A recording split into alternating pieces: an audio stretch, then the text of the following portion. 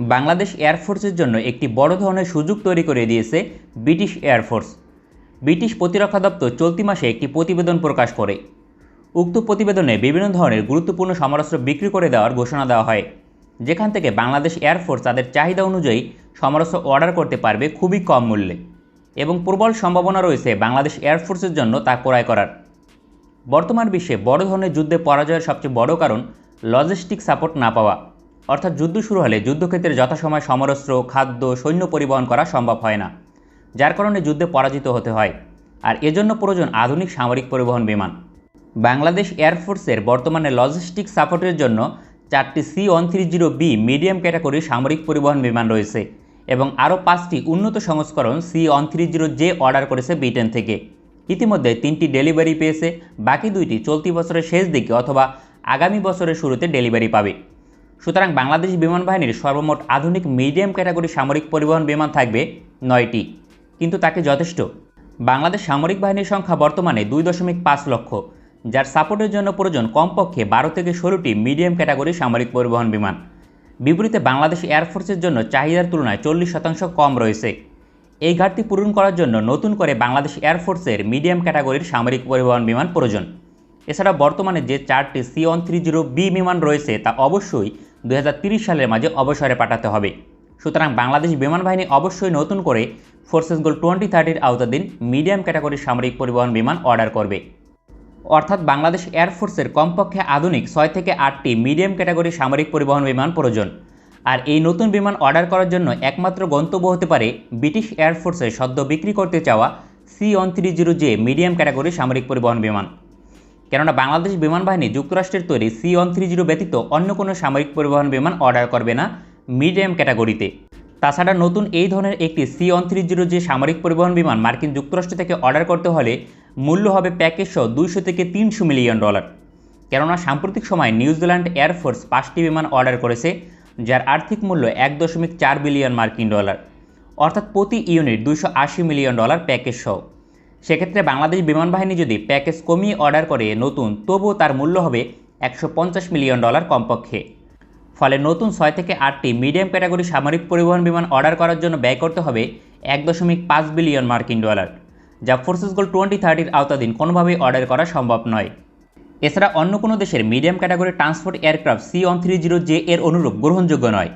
এক্ষেত্রে বাংলাদেশের জন্য একমাত্র বিকল্প পুরনো 6 থেকে 8টি এই ধরনের বিমান অর্ডার করা। এতে কোনো সমস্যা নেই, কেননা এই ধরনের সামরিক পরিবহন বিমান 40 বছরের বেশি সার্ভিস দিতে সক্ষম কোনো ধরনের সমস্যা ছাড়াই। ইতিমধ্যে বাংলাদেশ ব্রিটেন থেকে পূর্বে 5টি এই ধরনের সামরিক পরিবহন বিমান অর্ডার দিয়েছিল পুরনো, যার আর্থিক মূল্য ছিল সর্বমোট $300 মিলিয়ন মার্কিন ডলার, অর্থাৎ প্রতিটির জন্য ব্যয় করেছে $60 মিলিয়ন।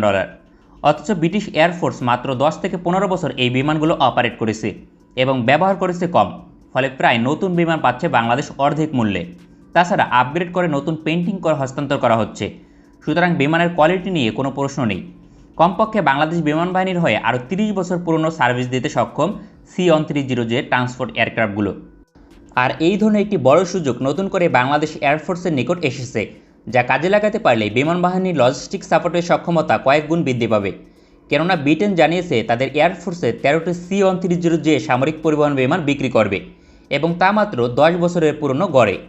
সুতরাং এই ধরনের একটি সুযোগ সঠিকভাবে ব্যবহার করে বাংলাদেশ এয়ারফোর্স যদি 8টি বিমান অর্ডার করতে সক্ষম হয়, তবে পরবর্তী 20 বছরের জন্য বাংলাদেশ এই খাতে নিশ্চিত থাকতে পারবে এবং 8টি বিমান ক্রয়ের জন্য ব্যয় করতে হবে প্রায় $500 মিলিয়ন মার্কিন ডলার। আর এই পরিমাণ অর্থ ব্যয় করা এয়ারফোর্সের জন্য কোনো সমস্যা নয়, যা দীর্ঘমেয়াদী বাংলাদেশ এয়ারফোর্সের অর্থ সাশ্রয় করার পাশাপাশি নিরাপত্তা নিশ্চিত করবে। যদি সম্ভব হয় তবে উচিত হবে 13টি বিমানকেই বাংলাদেশ এয়ারফোর্সের জন্য অর্ডার করা, যার জন্য সর্বমোট ব্যয় করতে হবে প্রায় $800 মিলিয়ন মার্কিন ডলার। কেননা ট্রান্সপোর্ট এয়ারক্রাফট বর্তমানে কোনো লস প্রকল্প নয়, বরং এর বহুমুখী ব্যবহারের কারণে লাভবান হবার সুযোগ রয়েছে। করোনা মহামারীতে এয়ারফোর্সের ট্রান্সপোর্ট এয়ারক্রাফটগুলো টিকা পরিবহনে গুরুত্বপূর্ণ ভূমিকা পালন করেছে। আর এই কাজের জন্য দেশকে যদি কোনো দেশ থেকে বিমান ভাড়া করতে হতো, তবে প্রচুর পরিমাণ অর্থ ব্যয় করতে হতো। এছাড়াও রাষ্ট্রীয় বহু বেসামরিক কাজের জন্য বিমান বাহিনীর ট্রান্সপোর্ট এয়ারক্রাফট ব্যবহার করার সুযোগ রয়েছে। ফলে ভবিষ্যতে বাংলাদেশ এয়ারফোর্স এই খাত থেকে লাভবান হওয়ার সুযোগ পাবে। তাই সম্ভব হলে 13টি বিমানকে অর্ডার করা যেতে পারে, অথবা ন্যূনতম 6 থেকে 8টি। উন্নত দেশগুলো, বিশেষ করে ইউরোপীয় দেশগুলোর প্রতিটি দেশের বিমান বাহিনীর সবচেয়ে শক্তিশালী অংশ তাদের সামরিক পরিবহন বিমান। এর প্রধান কারণ বহুমুখী কাজের জন্য ব্যবহার করা যায় এবং কি ভাড়া দেওয়া সম্ভব, ফলে যখন যুদ্ধ পরিস্থিতি তৈরি হবে তখন যুদ্ধের কাজে ব্যবহার করা হবে, ফলে উভয় দিক থেকে লাভবান হবার সুযোগ পায় উন্নত দেশগুলো। এই ধরনের সামরিক অর্থনৈতিক সুযোগগুলো কিভাবে বাংলাদেশ এয়ারফোর্সের উন্নয়নের জন্য ব্যবহার করা সম্ভব হয় তা বিবেচনা করার সময় হয়েছে, কেননা একবিংশ শতাব্দীতে সামরিক শক্তির মূল ভিত্তি এবং জ্বালানি হচ্ছে অর্থনৈতিক শক্তি। এখন দেখার বিষয় বাংলাদেশ এয়ারফোর্স কী ধরনের সিদ্ধান্ত গ্রহণ করে। তবে প্রবল সম্ভাবনা রয়েছে ব্রিটেন থেকে কমপক্ষে নতুন এক ব্যাচ C-130J সামরিক পরিবহন বিমান অর্ডার করার, যার জন্য ইতিমধ্যে আলোচনার অগ্রগতি হয়ে থাকতে পারে, কারণ বাংলাদেশ এবং ব্রিটেনের মাঝে সামরিক বিষয়ে গুরুত্বপূর্ণ আলোচনা অনুষ্ঠিত হয়েছিল চলতি মাসেই। বাংলাদেশ এয়ারফোর্সের জন্য কেন মিডিয়াম ক্যাটাগরি সামরিক পরিবহন বিমান হিসেবে C-130J প্রয়োজন, যেখানে চীন, রাশিয়া সহ একাধিক দেশ এই ধরনের বিমান তৈরি করে এবং তার মূল্য অর্ধেক থেকে কম। এর প্রধান কারণ হচ্ছে সামরিক পরিবহন বিমান নির্মাণে মার্কিন যুক্তরাষ্ট্রের কোনো প্রতিদ্বন্দ্বী নেই বর্তমানে। এর কোয়ালিটি এতটাই গুরুত্বপূর্ণ যে মার্কিন যুক্তরাষ্ট্রের শত্রু দেশের এয়ারফোর্সও C-130J ট্রান্সপোর্ট এয়ারক্রাফট অপারেট করে, কেননা বছরের পর বছর প্রশিক্ষণপ্রাপ্ত মূল্যবান সৈনিকদের জীবন নির্ভর করে একটি ট্রান্সপোর্ট এয়ারক্রাফট দুর্ঘটনার উপর, তাই এখানে কোয়ালিটি গুরুত্বপূর্ণ। তাছাড়া এত দীর্ঘ সময় যাবৎ পৃথিবীর অন্য কোনো দেশে ট্রান্সপোর্ট এয়ারক্রাফট অপারেট করা সম্ভব নয়। একটি সময় সোভিয়েত ইউনিয়নের পতনের পূর্বে অ্যানথনভ কোম্পানির সামরিক পরিবহন বিমান কেবলমাত্র মার্কিন যুক্তরাষ্ট্রকে টেক্কা দিতে সক্ষম ছিল, কিন্তু 1991 সালে সোভিয়েত ইউনিয়নের পতনের পরবর্তী সময়ে কোম্পানিটি ইউক্রেনের দায়িত্বে পড়ে। ফলাফলস্বরূপ নতুন করে গবেষণা এবং উৎপাদন বন্ধ থাকায় আজ অ্যানথনভ কোম্পানি প্রায় বিলুপ্তর পথে, অথচ মার্কিন যুক্তরাষ্ট্র এখন বিতর্ক ছাড়াই এই খাতে পৃথিবীর সেরা অবস্থানে রয়েছে। এই ধরনের সামরিক বিষয়ে নিয়মিত ভিডিও পেতে চ্যানেলটি সাবস্ক্রাইব করে বেল আইকন অন করে রাখুন। ভালো থাকবেন সবাই, দেখা হবে পরবর্তী কোনো ভিডিওতে।